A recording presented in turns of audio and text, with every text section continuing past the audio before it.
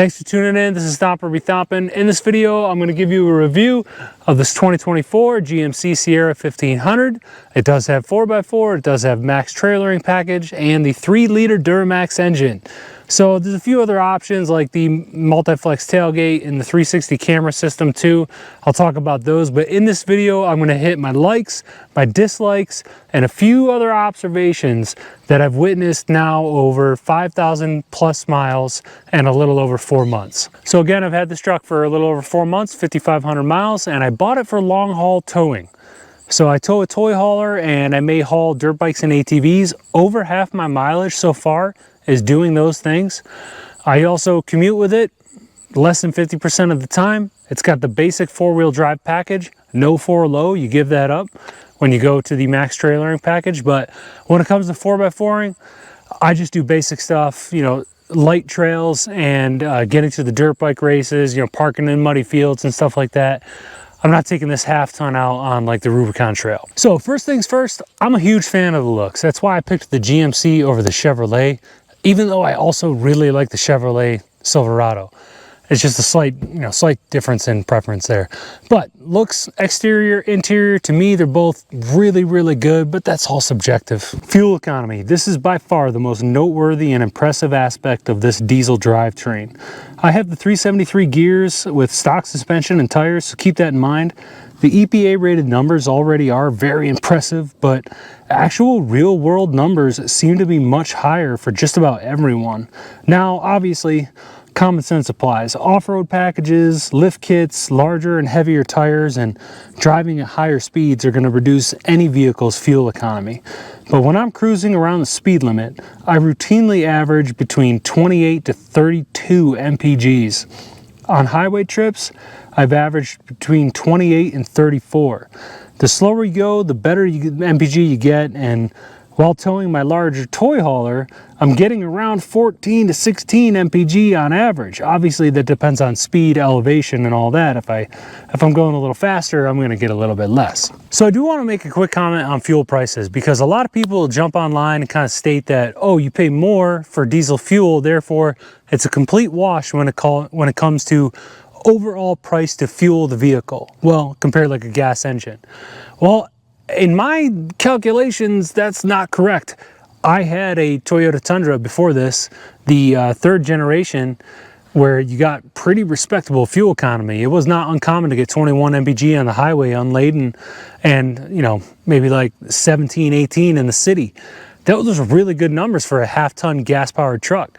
But when it comes to fuel economy for the diesel and fuel economy for any gas engine, turbo or naturally aspirated, you do the calculations, and again, it depends on what area of the US you're in. It is way cheaper to do the diesel.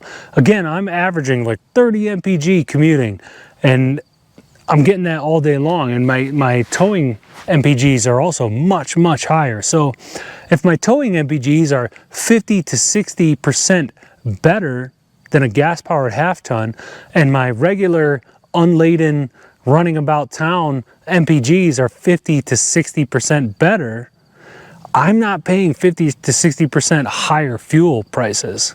So diesel, where I live, is often on sale for the same price or cheaper than 87 octane at reputable dealers or, you know, stations like Shell and Sunoco and places like that, and like Exxon and stuff. So you can find diesel fuel for decently cheap. If you have it in your area for good prices, you're going to save money. So if anybody's wondering about like fit and finish and comfort for these, I have an elevation trim. That's technically like one of the lower level trims for GMC, but it's still kind of like snazzy. You know, it's got leather, it's got the 360 camera, it's got more comfort features than probably most people care to pay for. But I will say it's very comfortable and the fit and finish is decent. I do want to say that my Toyota was better. It was more comfortable in my opinion, and it was also, it just had better fit and finish and just build quality too. Now that's not to say that the GMC's bad in my opinion in any way. I just noticed like a subtle difference in build quality. And I'm not trying to sound like a snob either. Like, this thing's fine, it's perfectly fine. But when it comes to seat comfort too, like things like that, It just depends on your body type. I'm 6 foot, 190, just like a generic athletic, I like to think, build. And yeah, perfectly comfortable. So this next comment is on the 360 camera system. I think GM calls it HD surround. So basically you get a series of cameras all around the truck. One on the nose, one on the tail, up above the bed, underneath each mirror. So you get 360 degrees of camera visibility. And on your infotainment screen, it displays all that. Now the display is, I don't know, it's pretty average for the industry in my opinion. It's not all that special, but once you go 360 camera, you kind of never go back because it allows you to do much more than just park in a tight spot. You get to check on your bed when you're long haul driving down the highway. Say you got a dirt bike, ATV in the back of the bed. You can check your bed view just through your infotainment, a couple clicks of some buttons, and you can check to see that your straps are all secure, that your cargo's not coming loose or anything like that. When you're hooking up a trailer, you got a special little hitch view where you can eye up your ball and hitch and get it the first try, no problem. GM does something special that Toyota does not. Again, I keep saying Toyota just because that's my own like personal frame of reference, that 2023 Toyota Tundra that I had. Excellent 360 camera system on that vehicle as well, but this, when you do have a trailer hooked up and your 7-pin connected and you indicate left or right turn signal, your infotainment screen will show up with your blind spot using these side cameras right here. Now it is a very grainy like 1990s image, but it's better than nothing. You can see for sure if there's a vehicle or anything in your blind spot. Also, if you're navigating really tight corners, like in a, I don't know, like you're taking a trailer to a storage department and you got to navigate those tight little alleyways, it can just help you avoid any crazy corners or anything like that. So I highly recommend the HD surround 360 degree camera system. It's worth it, totally. So the next thing I want to talk about is the driving experience, and it's going to be very specific to the 3-liter Duramax engine and the 373 gears. I don't have any experience with the 5.3 gas or the 6.2 gas engine or even the 2.7 gas engine. So I just want to say, like, coming from that Toyota Tundra with the 3.5-liter twin turbocharged engine, holy smokes, that thing had insane power. You would just breathe on the gas pedal and it would take off like a freight train. I guess that's actually not a great analogy because freight trains accelerate really slow, but it would just accelerate with a breeze, barely any RPM. And this truck is very similar, but it's definitely not the same. It's geared more aggressively, and the diesel engine just produces a lot more torque at lower RPM, even though that Tundra was twin turbo, small little turbos, so they spooled up real quick. So I really, really like the driving experience. I've noticed that, like, around town, I just drive like a grandpa. I drive so slow. Taking off from starts, it goes through first, second, third, fourth gear in a snap. All of a sudden, you're in fifth, sixth gear at, like, I don't know, whatever it is, 20, 30, 40 miles an hour.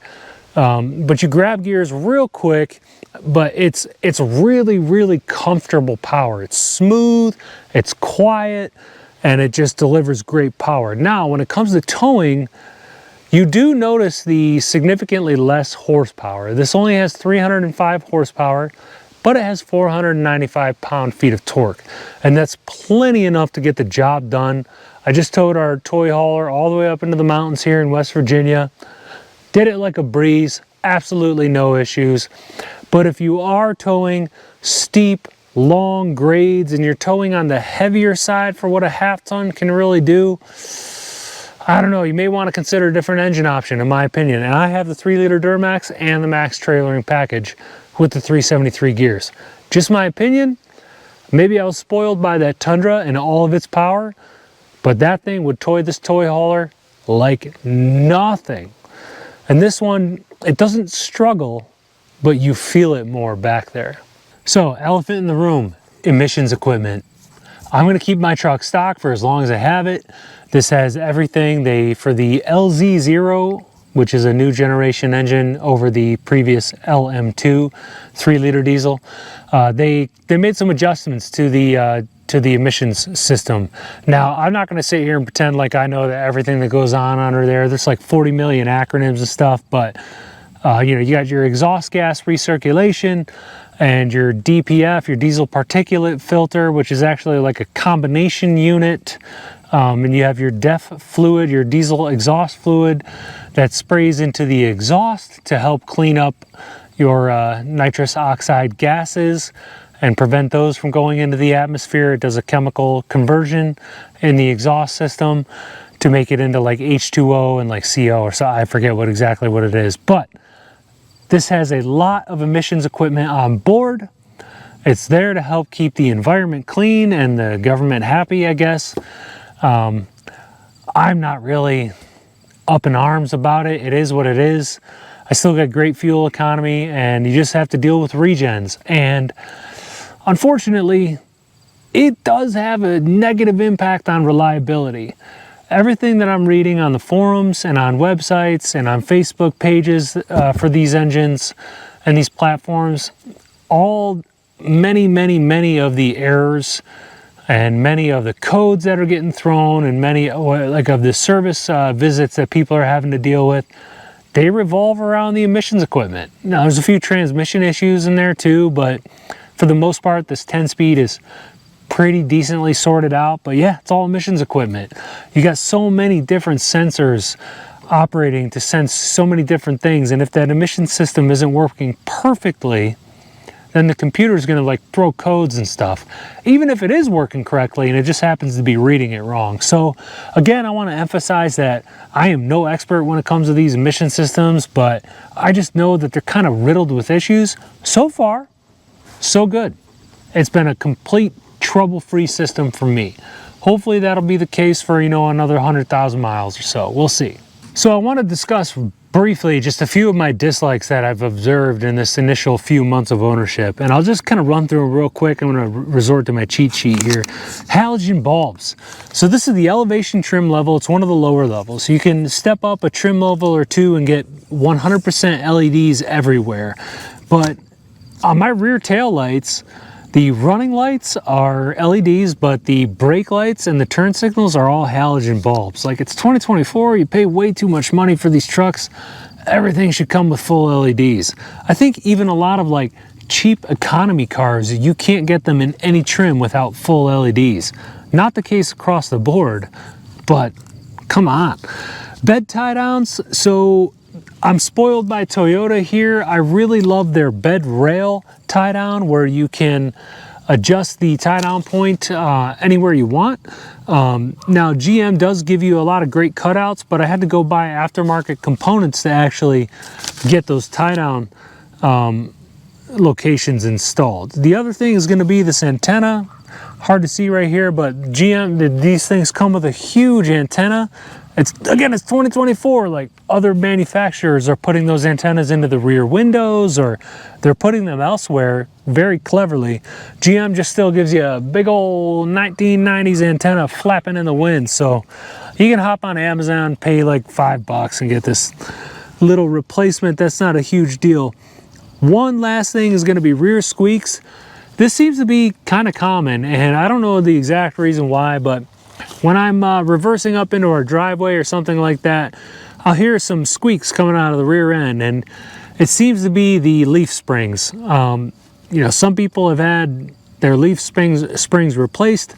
Some people have had the little bushings between the springs replaced, and that's taken care of it completely. But it's kind of an awkward, just like squeak, and it, you know, on a brand spanking new truck, you kind of don't want to hear anything. But I can totally live with it. These are all very minor dislikes. So I briefly want to talk about DEF consumption. It really depends on who you ask. It depends on what you're doing and how you're using the truck. So I use my truck for, like I said, a little bit of commuting, lots of long haul traveling with ATVs and dirt bikes, and I tow occasionally, probably like 700 to 800 miles so far with that toy hauler, and my 5,500 miles, 700-800 of that has been towing the toy hauler. So DEF consumption, I have now put in 5 gallons and I'm still at like 93%. So you could argue I've used one full tank of DEF at 5,500 miles, And that's doing some towing, doing some hauling, and doing some commuting. So I think I'm a good representation of the average user for like a half ton. If you're never towing, you're gonna use DEF, you're gonna put DEF in like once every 7,000 miles. If you're towing every day, you're gonna be putting DEF in every 700 to 1,500 miles. So it just really all depends on use case. During a regen, it uses a lot more DEF. While towing, it uses a lot more DEF. But while commuting and across the board, if you just drive easy, you're not using that much, honestly. If you're cruising at 80 miles an hour towing a 7,000 pound toy hauler, you're gonna use a lot of DEF.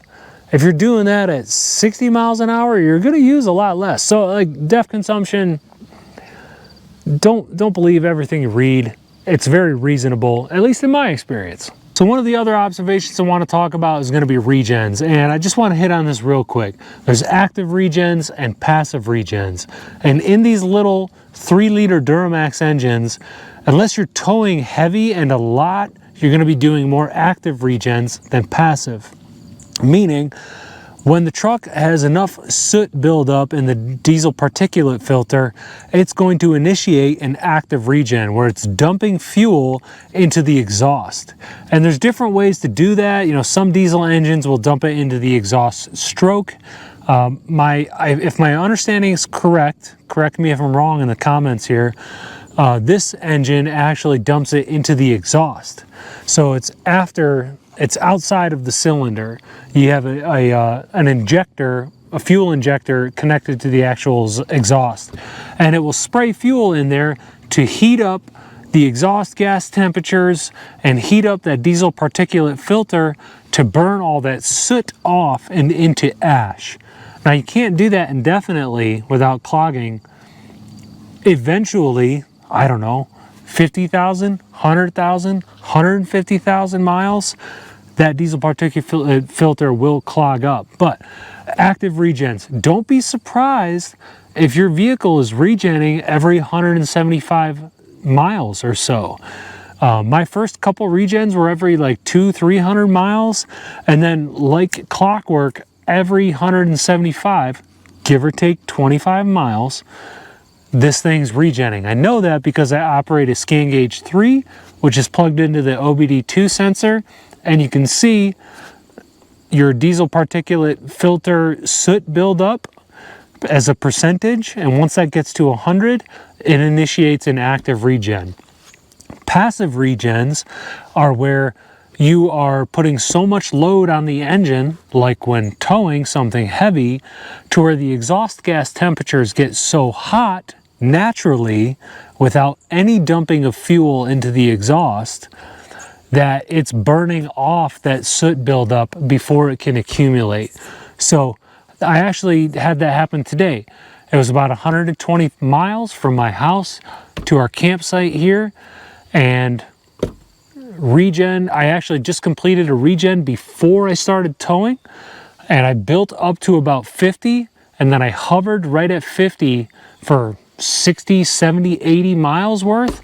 It was so hot in the exhaust gas temperatures, it wasn't allowing the DPF to build up with soot. So that's called a passive regen. The more you tow, the more you'll passively regen. Don't be afraid of them. If you're a nerd like me and you like to monitor things too much, get yourself a Scan Gauge 3 or the Banks thing, or they make other like phone apps that you can buy that are really cheap, and you can monitor when you're regenning or not. All right, so I'm about to get a little bit controversial here, I think, because I'm going to talk about truck prices. And I think that GMC is on the worst end of how much they're charging for how much you get. And I'm only basing that off of my experience with the 2023 Toyota Tundra Limited that I had.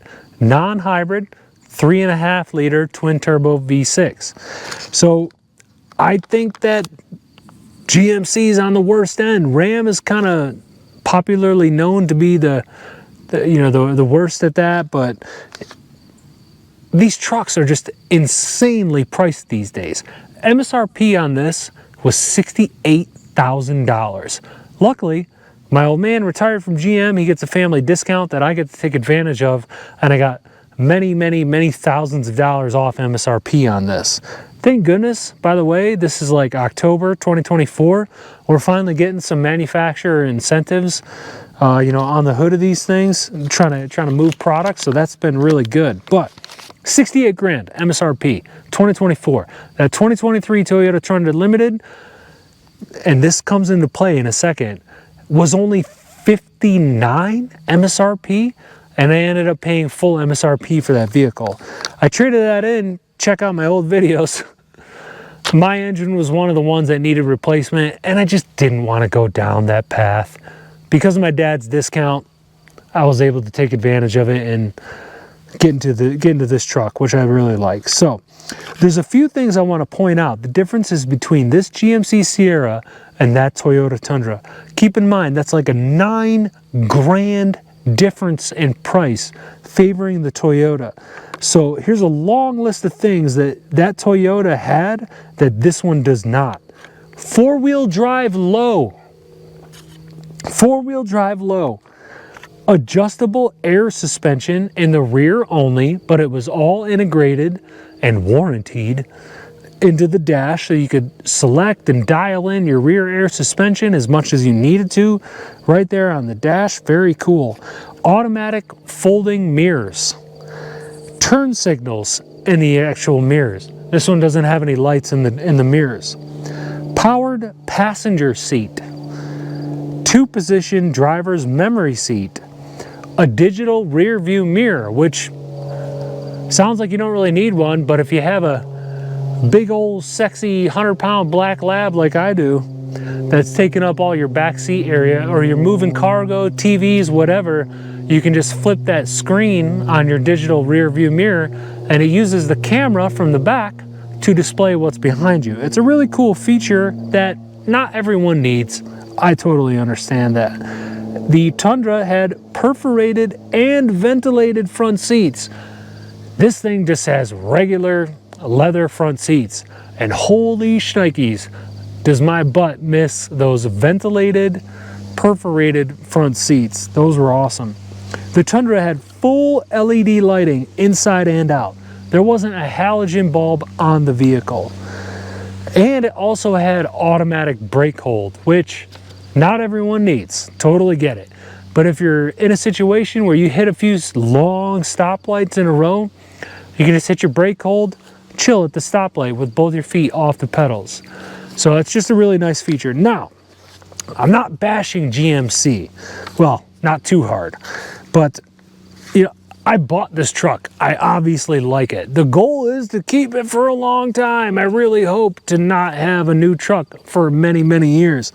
But it does have some features that the Tundra did not have. So, you know, to be fair to the GMC, it does have the multi-pro tailgate, which is pretty stinking cool. That thing is, and I think Chevrolet calls it the multi-flex tailgate, same exact thing. It's got a bunch of different options. It's got the step option. It's just a really cool vehicle. You can lay it down, flip up the gate to kind of give you like a miniature bed extension.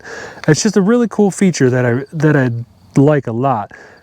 This one also has forward work lights that are mounted on the side mirrors. So if you're at a job site and you need a little bit of extra light, it has these side mirror floodlights that can just give you a bunch of extra lighting.